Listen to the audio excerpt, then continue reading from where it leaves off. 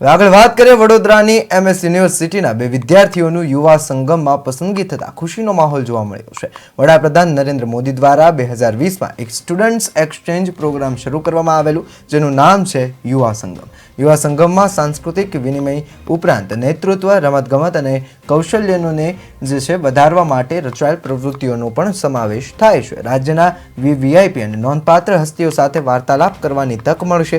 આ કાર્યક્રમમાં ભાગ લેવા માટે ગુજરાતભરમાં 46,000 વિદ્યાર્થીઓએ ફોર્મ ભર્યા હતા, જેમાંથી 50 વિદ્યાર્થીઓની પસંદગી કરેલ છે, જેમાં MS university faculty of management studies ડિપાર્ટમેન્ટના 2 વિદ્યાર્થીઓની પસંદગી થઈ છે. મારું નામ મિસ્ત્રી રૂમિઝ રાજેશ કુમાર.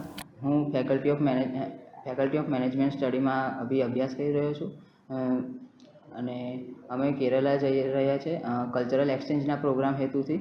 ત્યાં અમને કેરલા લઈ જશે ગુજરાત સરકાર તરફથી.